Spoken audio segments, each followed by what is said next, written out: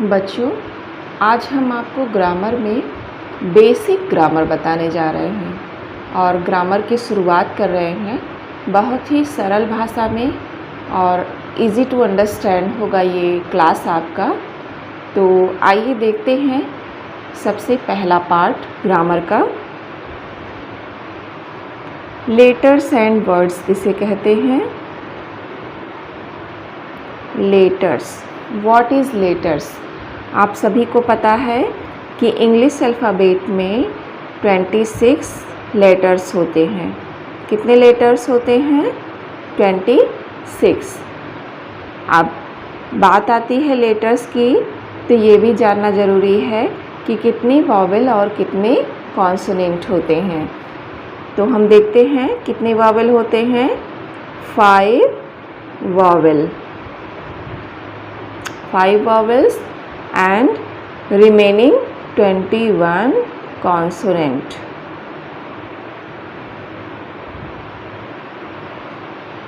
छब्बीस लेटर होते हैं, उनमें 5 वावेल होते हैं। वावेल कौन कौन से होते हैं? ए, ई, आई, ओ, यू। ये आपके 5 वावेल हो गए और बाकी जो बचे हुए हैं 21, जैसे बी, सी, डी, एफ, जी और एच, के, इस तरह से ETC। जितने भी इन पांचों को छोड़ के बचे हुए हैं वे सभी क्या हैं? आपके कॉन्सोनेंट हैं। ठीक। अब वॉवेल जो है हम किसे कहते हैं? जब भी कोई लेटर हम प्रोनाउंस करते हैं और उससे ए, ई, आई, ओ, यू शब्द हो या फिर इस तरह से निकलने वाले साउंड हो, यानी चाहे वर्ड हो ए, ई, आई, ओ, यू या फिर उस तरह से निकलने वाले साउंड हो, तो उसे हम क्या कहते हैं? वॉवेल कहते हैं। जैसे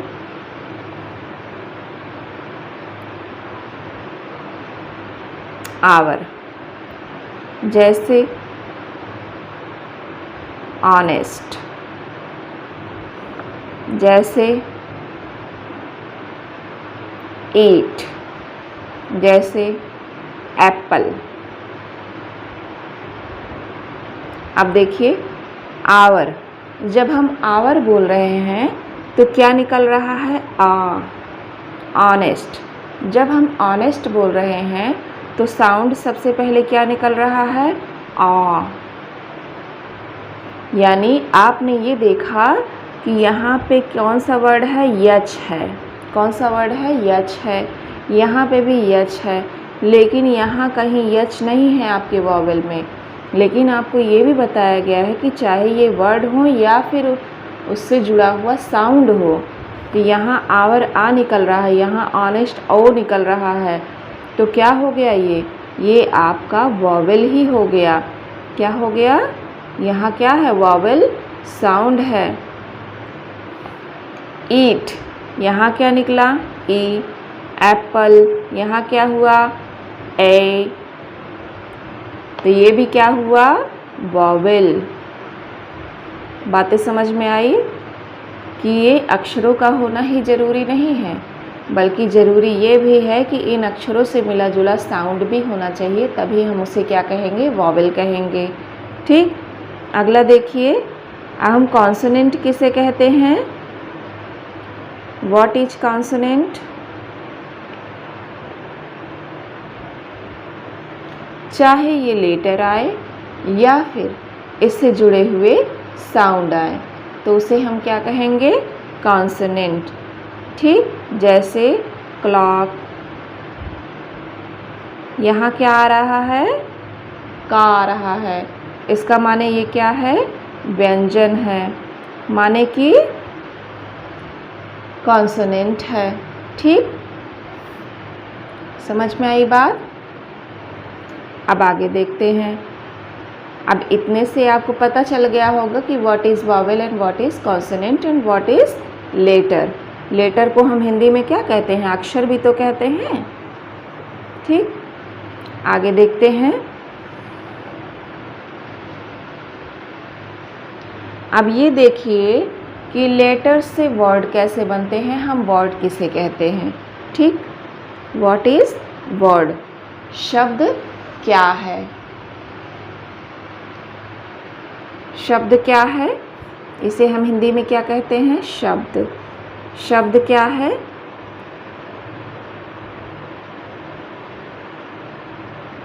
जब कई लेटर्स यानी अक्षर मिलकर एक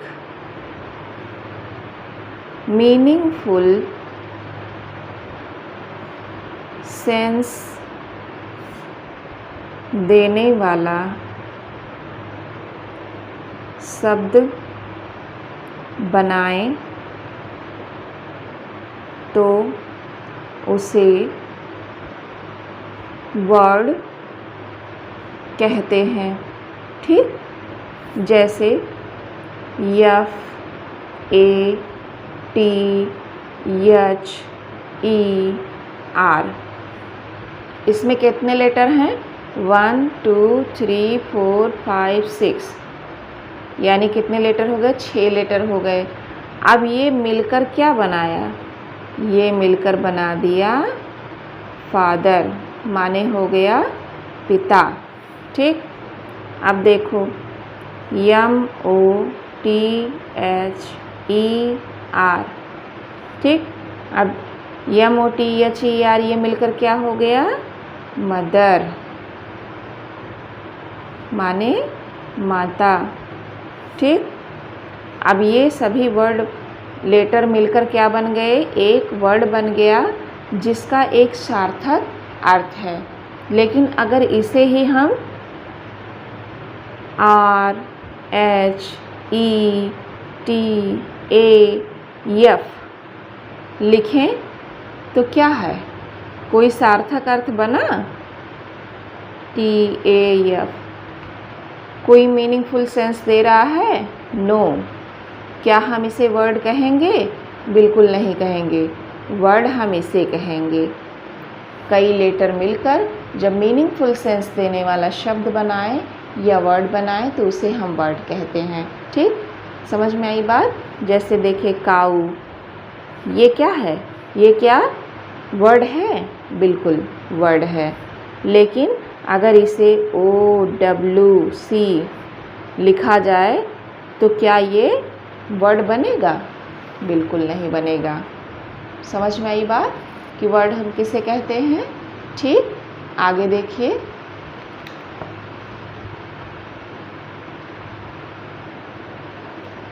अब देखते हैं कि हम फ्रेज किसे कहते हैं। What is phrase?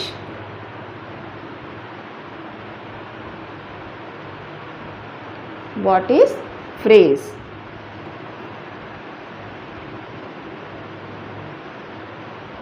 फ्रेज माने क्या होता है?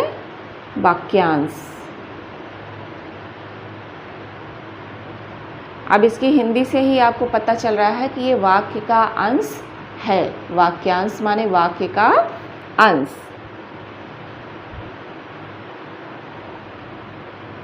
फ्रेज माने वाक्यांश यानी वाक्य का अंश। समझ में आई बात? जैसे अगर पूछा जाए कि फ्रेज क्या है तो फ्रेज शब्दों का वह समूह है जिसमें फाइनाइट वर्ब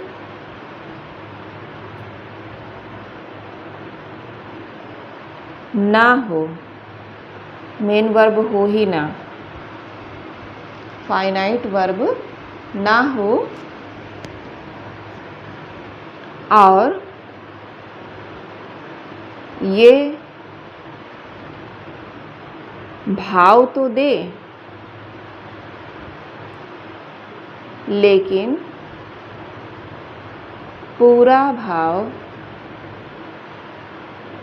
यानी सेंस, पूरा सेंस या भाव ना दे। मैंने कहने का मतलब ये है कि जिस शब्दों के समूह में कोई भी फाइनाइट वर्ब नहीं रहती है, और दूसरी परिभाषा क्या है इसकी, ये भाव तो दे यानी सेंस तो रहता है इसमें, लेकिन पूरा सेंस नहीं होता है, क्योंकि पूरी तरह से सेंटेंस होता नहीं है। और कारण क्या है, इसमें कोई फाइनाइट वर्ब नहीं रहती है। सबसे बड़ी पहचान ये है कि फ्रेज़ हम उसे कहते हैं जिसमें कोई फाइनाइट वर्ब हो ही ना। समझ में आई बात? जैसे ऑफ गोल्ड, जैसे विद ब्लू आइज, जैसे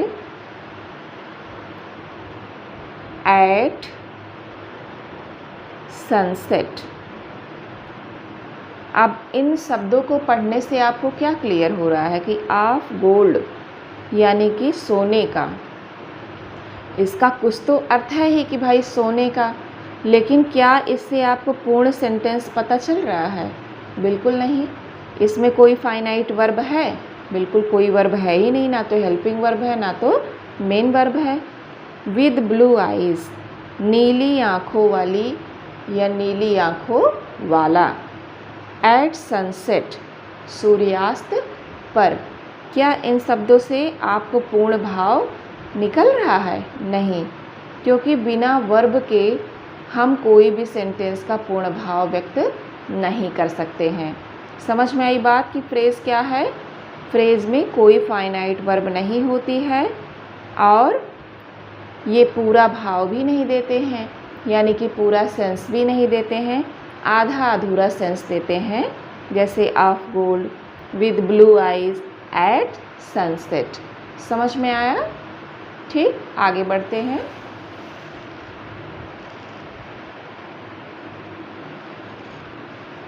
देखिए,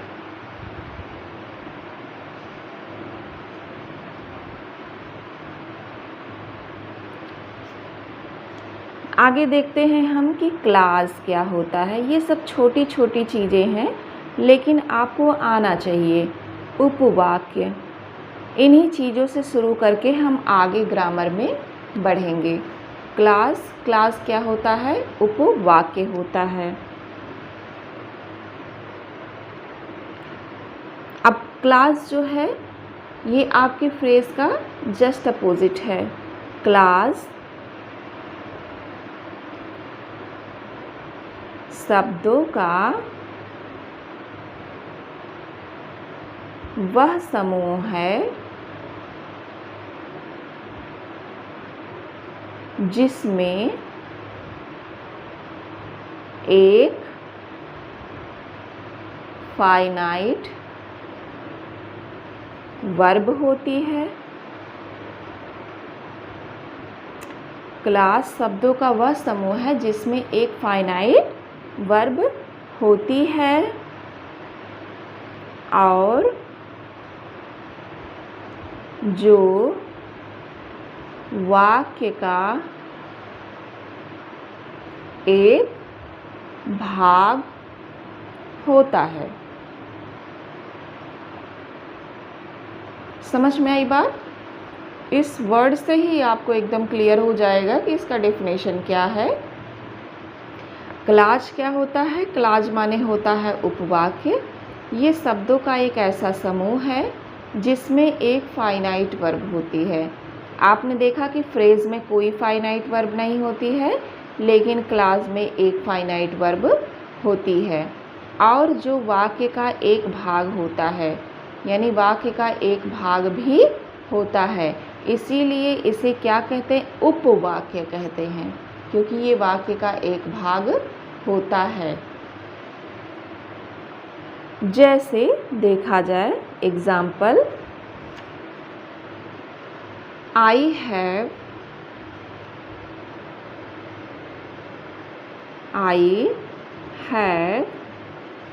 a chain of gold। जैसे देखिए, आई हैव, मेरे पास है अ चैन ऑफ गोल्ड यानी एक सोने की चैन। अब ये हैव क्या है, सबसे पहले देखिए, ये हैव ये एक फाइनाइट वर्ब है, ठीक। और ऑफ गोल्ड क्या है, फ्रेज है। समझ में आई बात। सबसे पहली बात, इसमें एक फाइनाइट वर्ब है और ये वाक्य का एक भाग है। देखिए, I have a chain of gold, ये क्या हो गया आपका, उपवाक्य हो गया, यानी कि क्लॉज हो गया, ठीक।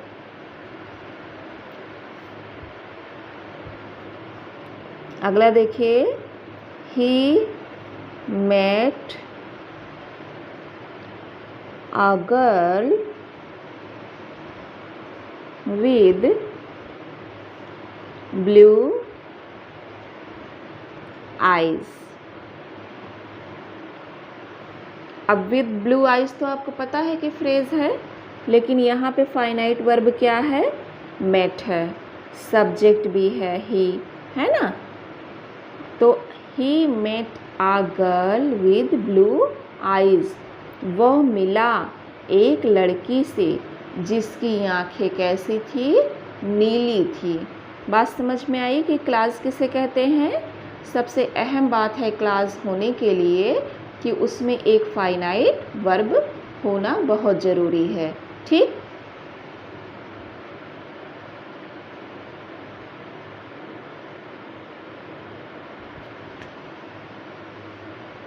आगे देखिए,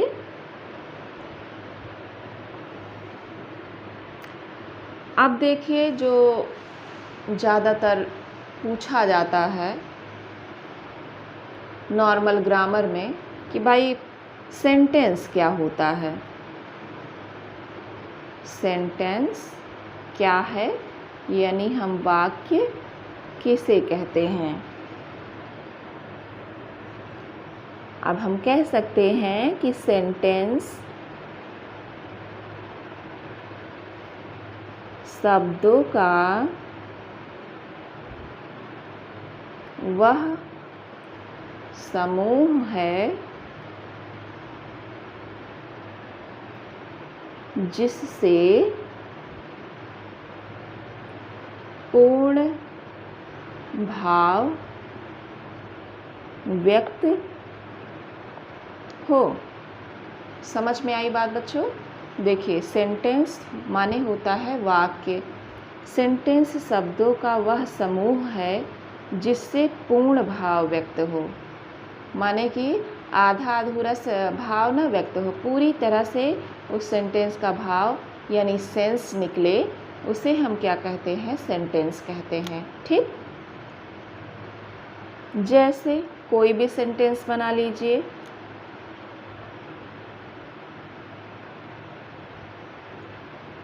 The sun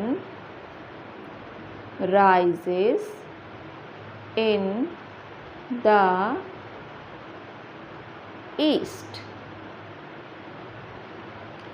The sun यानी सूरज, rises in the east पूरब में निकलता है। अगला सेंटेंस देखिए, What do you want? तुम्हें क्या चाहिए। How fine the day is। कितना सुहावना दिन है, कितना सुहावना दिन है। Where